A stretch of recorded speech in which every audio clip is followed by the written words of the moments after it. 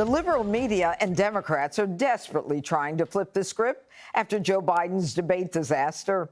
Nancy Pelosi now claims that it's Donald Trump who needs his brain checked. There are healthcare professionals who think that Trump has dementia. The choice is one terribly bad night versus a decade of destruction to our core beliefs, a man slowed down by a cold versus a man with a cold, vile, and merciless heart.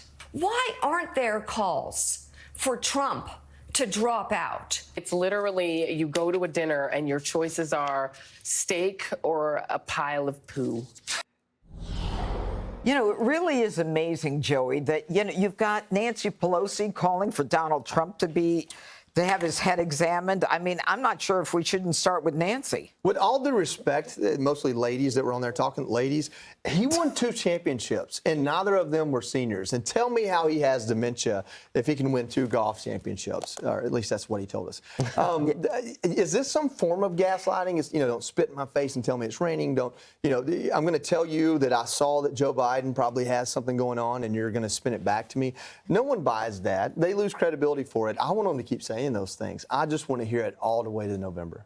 Yeah, it's interesting. And, you know, Dana, you've got Jonathan Karl, Jon Stewart, Van Jones, Kate Bedington, Chuck Todd, David Axelrod, John King, Sarah Haynes. That night, they all said, you know, this man doesn't belong in this race. I was just thinking, you know who I quoted on Thursday night after the debate was Joy Reid. Yeah.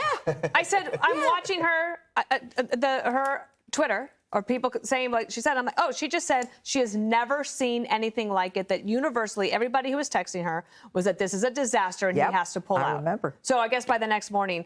And also on Mika, do you remember when Joe tripped on the sandbag at the Air Force Academy at the graduation? Do you guys remember what Mika Brzezinski said at the time? She blamed the staff. The advance team. She said, it is your job to protect him from this. Right. Right? So I guess that's just going to keep coming up. And I also noticed that Joe wasn't on today, and he was rude to her last week, and I just wonder what he ended up having to do. The other thing is that you know that the White House communications team and the Biden campaign team were working overtime to try to coordinate all these statements because you had Bill Clinton put out a statement around 5 o'clock, and it was like this long, and it was like trying to explain. And then you had the humble brag from Barack Obama. He's like, yeah, but, you know, everyone has bad debate nights just like me, as if anything he ever did it was this close to a political earthquake that they've had. I think that when the stories of all of this are written on November 6th, after a possible loss, then we'll all really know what happened. But right now, it looks like the Democrats are just going to close ranks and keep quiet unless we call on Kevin. You know, Kevin, I will call on you next. You know, they keep saying that Donald Trump lied, he lied, he lied, and Joe just had a cold. But the truth is, Joe lied, and he said no one died under his watch when there were 13 plus 3 in Jordan.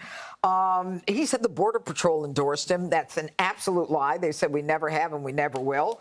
And, of course, he beat Medicare, which I think is a lie, too. But yeah, those are 2 of my least favorite slip-ups from the debate on Thursday night. I think he was trying to say that the Border Patrol endorsed his bipartisan plan and obviously got tripped up on Medicare. Really? Is that what he was thinking? Yeah, How I think so, because he was talking about his plan and asylum and stuff like that. That makes sense. But you know, we've got 120 some odd days of, you know, this back and forth, and we're going to see a lot more of this between an 81-year-old and a 78-year-old. To Joey's point, I'd love to see this just battled out on the golf course. Let's just, you know, whoever wins that tournament can be the next commander-in-chief, because that's going to be a lot more fun than these kind of attacks on mental acuity and, you know, slippages and stuff like that. Do you not think there's an issue there with Joe?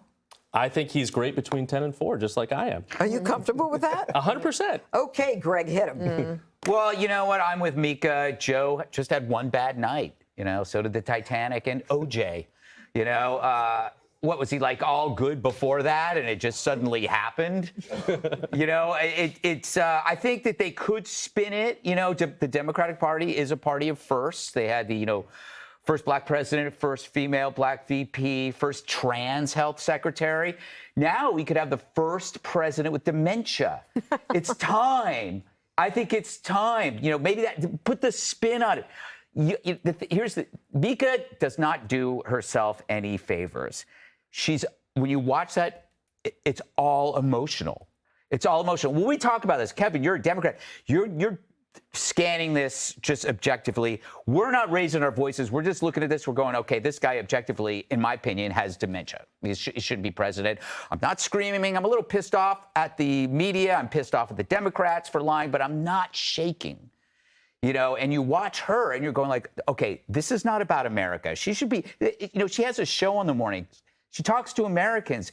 She should be talking for them and not, it's about her feelings. And you could see that. And I'm like going, okay, this is wrong. Trump has broken so many people and she's one of them. And it is time for her to get some help. Talk to somebody who's got some experience to get this off. I know that Trump said mean things about her, but it was, you know, whatever. She's got to let go because she's willing to put a man who's physically and mentally incapacitated into the office because she's so emotionally broken by Trump. It's not a good look for Mika. I feel bad for Joe. He's on some couch somewhere. Maybe he's at the Best Western. Yeah, why aren't they mad at the Democrats for putting them? If they think he's an existential threat, well, isn't having a president that's only available to us between 10 a.m. and 4 p.m. One of the things isn't real. It's the hoax. You got to be a happy warrior, too. With all Yeah, that, right. you know. All right. Click here to subscribe to the Fox News YouTube page to catch our hottest interviews and most compelling analysis. You won't get it anywhere else.